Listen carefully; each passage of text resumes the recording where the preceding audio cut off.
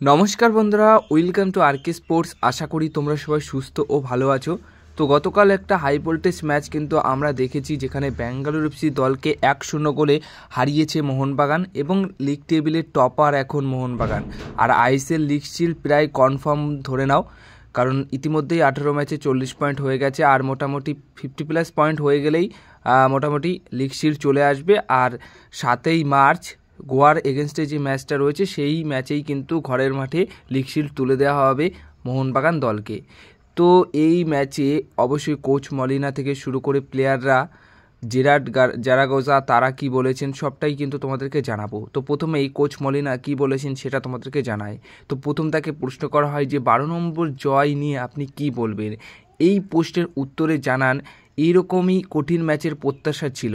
আমরা আক্রমণাত্মক খেলায় জোর দিই, তবে প্রথমার্ধে তাও যথেষ্ট ছিল না। বলের বেশিরভাগ পজিশন ওদের কাছেই ছিল। ওরা ভালো কম্বিনেশন তৈরি করে গোলের সুযোগ তৈরি করে, তবে আমার মনে হয় আমরা কিছু ভালো আক্রমণ করেছি।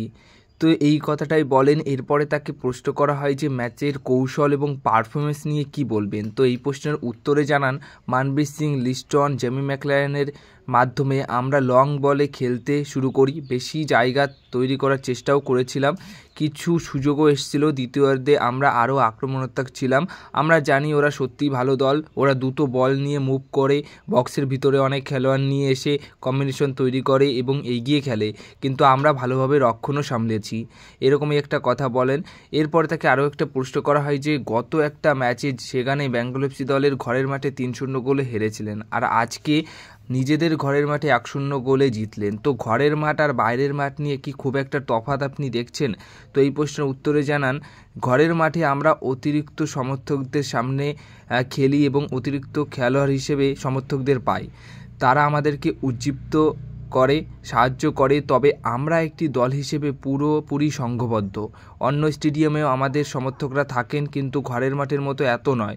শুধু একটি অ্যাওয়ে ম্যাচে আমরা খারাপ খেলেছি, সেটি বেঙ্গালুরুর ম্যাচ ছিল, তবে ওরা সেদিন জেতার মতোই খেলেছিল। তো এরকমই একটা কথা বলেন এই পোস্টের উত্তরে। সবশেষে তাকে প্রশ্ন করা হয় যে লিগ শিল্ড ধরে রাখার ব্যাপারে আপনি কতটা আশাবাদী। তো এই প্রশ্নের উত্তরে জানান যে আমাদের এখনও কিছু ম্যাচ বাকি আছে, এখনও আমাদের অনেক পরিশ্রম করতে হবে, আমাদের লড়াই করতে হবে, কিছু ম্যাচ জিততেই হবে। আজ আমরা লিগ শিল্ডের আরও কাছাকাছি গেলাম, কিন্তু কাজ এখনও শেষ হয়নি। তো এই কথাগুলোই বলেন কোচ মলিনা। তো এবার বলি জিরার্ড জারাগোজা তিনি কি বলেছেন। তো জিরার্ড জারাগোজা ব্যাঙ্গালোর এফসি দলের এই কোচ, তিনি বলেন যে ম্যাচটা সত্যি খুবই কঠিন ম্যাচ ছিল। ম্যাচে আমরা যথেষ্ট আধিপত্য বিস্তার করতে পেরেছি। প্রথমার্ধে ওদের থেকে অনেক বল পজিশন, অনেক সুযোগ তৈরি করেছি, কিন্তু কিছু কিছু সুযোগ এমন এসছে যেগুলো নষ্ট করেছি। সেই সুযোগগুলো নষ্ট না করলে আজকে ফলাফল হয়তো অন্যরকম হতে পারত। কিন্তু মোহনবাগান দল কেন ভারতের সেরা দল সেটা তারা আরও একবার প্রমাণ করলো। মোহনবাগান দল সত্যি অনেক কঠিন দল, শক্তিশালী দল। তাদের এগেনস্টে ম্যাচ খেলা সত্যি অনেক কঠিন বলে মনে হয়। আর তাদের এত এত সমর্থক যারা মাঠকে ভরিয়ে দিয়ে তাদের সাপোর্ট করতে আসে, এটাই তাদের আলাদা একটা এনার্জি। তো এই অবস্থাতে এখন মোহনবাগান দল যে পজিশনে রয়েছে, তাতে করে আইএসএল লিগ শিল্ড মোহনবাগান জিতবে এবং আইএসএল লিগ শিল্ডটাকে এখন মোহনবাগান দলের হাতে তুলে দেওয়া উচিত।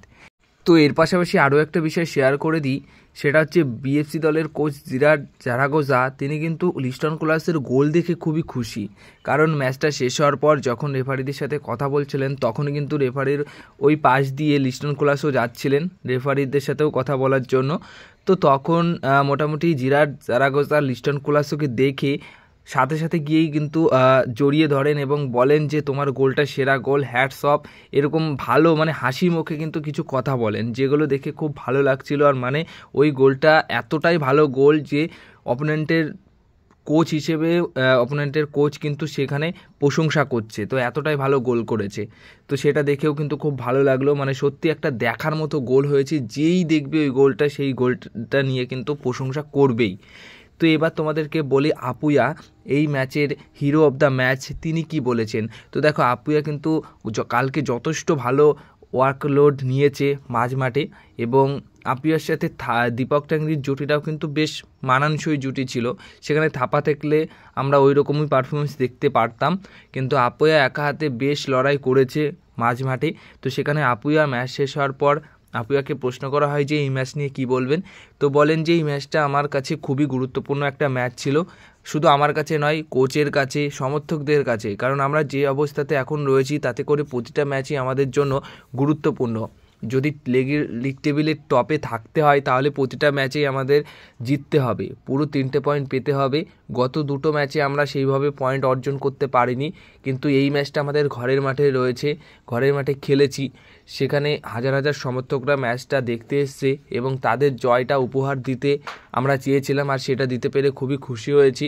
এরকমই ভালো ভালো ম্যাচ উপহার দিতে চাই সমর্থকদের, এবং লিগ শিল্ড জেতার একটা মূল লক্ষ্য আমাদের রয়েছে, সেটা আশা করি খুব তাড়াতাড়ি আমরা জিততে পারব। এরপরে তোমাদেরকে বলি লিস্টন কোলাসো তিনি কি বলেছেন। তো লিস্টন কোলাসো এই ম্যাচের ওই সেরা গোলটা করার পর ম্যাচ শেষে বলেন যে ওইভাবে ঠিকঠাক জায়গায় আমি থাকবো আর ওইভাবে একটা গোল আমি করতে পারবো এটা স্বপ্নেও ভাবতে পারিনি। আমার জীবনের সেরা গোল আমি মনে করি ওই গোলটাই, কারণ একটা কঠিন ম্যাচ, কঠিন দল, হাজার হাজার সমর্থকদের একটাই আশা যে মোহনবাগান দল জিতবে এবং মোহনবাগান দলের হয়ে কেউ প্রথম গোলটা করবে এরকম টাফ ম্যাচে।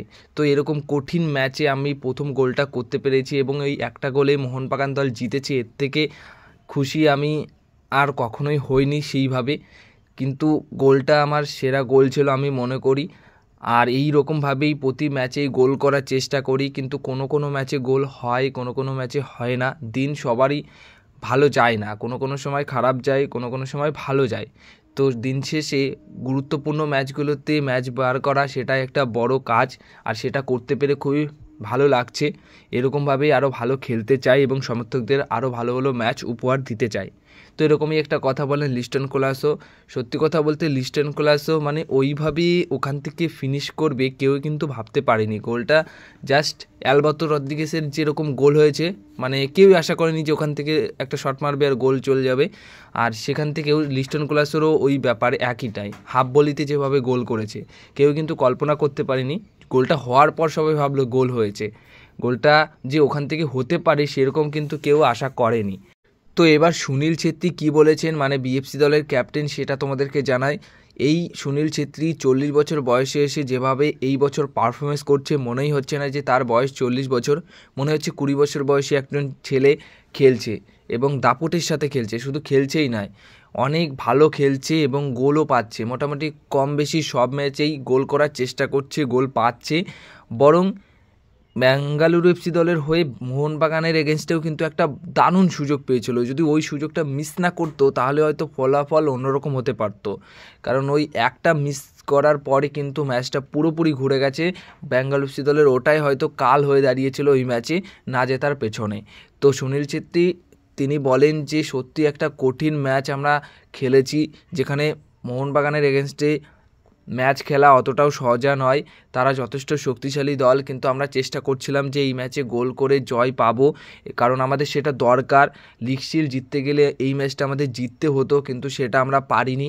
আমার ওই একটা ভুল, মানে যেখান থেকে আমি গোল করতে পারিনি অত ভালো সুযোগ পাওয়ার পর, সেই ভুলের জন্যই হয়তো এরকম একটা খেসারত দিতে হলো আমার দলকে। কিন্তু আশা করব যে পরবর্তী ম্যাচে খুব ভালো খেলবো। কিন্তু মোহনবাগান দল যা খেলেছে আর লিস্টনের ওই গোল, সত্যি অসাধারণ গোল হয়েছে, মানতেই হবে। এরকমই একটা কথা বলেন সুনীল ছেত্রী।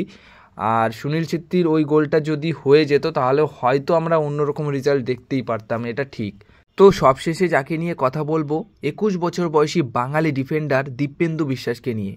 গতকাল কিন্তু দীপেন্দু বিশ্বাস দুরন্ত পারফরমেন্স করেছে, মানে কোচের আশা, কোচের ভরসা কতটা জিততে পেরেছে প্র্যাকটিসে, যার কারণে দীপেন্দু বিশ্বাসকে শুরু থেকে নামিয়েছে। আর শুধু ভরসা আশা প্র্যাকটিসেই জেতেনি, ম্যাচেও কিন্তু সেই ভরসাটা দিয়েছে সমর্থকদের এবং কোচ মলিনাকে।